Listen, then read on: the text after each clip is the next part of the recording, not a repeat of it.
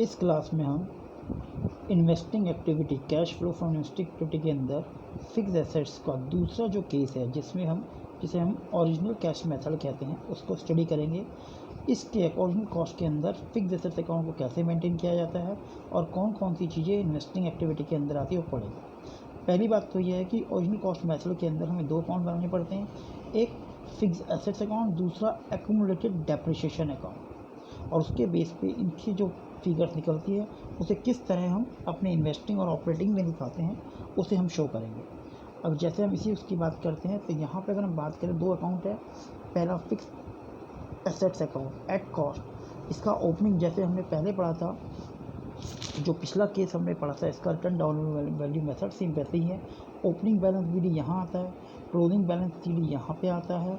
उसके बाद जो बैंक है सेल यहाँ पे आता है, लॉस सेल करने पे जो लॉस हो वो इधर आता है, प्रॉफिट इधर आता है और यहाँ पे बैलेंसिंग फिगर परचेज निकलती है। तो ये हमारा इन्वेस्टिंग में माइनस होता है और ये वैल्यू हमारी इन्वेस्टिंग में प्लस होती है। इसमें नया पॉइंट ये है कि जो ये एक्यूमुलेटेड डेफिशिएंट निकलता है इस पॉइंट के अंदर, इस मेथड के अंदर जो ये एक्यूमुलेटेड डेफिशिएंट आप कैलकुलेट करते हो ये आपका ऑपरेटिंग एक्टिविटी में नहीं जाता, उसमें प्लस नहीं होता है, ध्यान रखना। इसमें क्या होता है कि जो एक्यूमुलेटेड डेफिशिएंट का अमाउंट है, जो केवल जो एसेट्स हमने बेची है उसका डेफिशिएंट है, इसको हम ट्रांसफ़र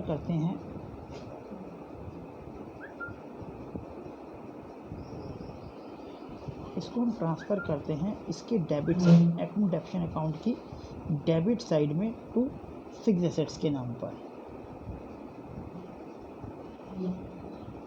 वो वैल्यू यहाँ पे आती है और क्योंकि इस केस में डेफिशिएंट का ओपनिंग बैलेंस यहाँ बी डी के नाम पे आता है, क्लोजिंग बैलेंस यहाँ सी डी के नाम पर आता है और इस टोटल वैल्यू में से जब हम ये वाली वैल्यू माइनस करते हैं तो जो बैलेंस बचता है ये बैलेंस हमारा ऑपरेटिंग एक्टिविटी में प्लस होता है। तो इसमें ये पॉइंट बस नया था, बाकी सारे पॉइंट वैसे ही होते हैं जैसा कि हमने रिटर्न डाउन वैल्यू मेथड में पढ़ा था।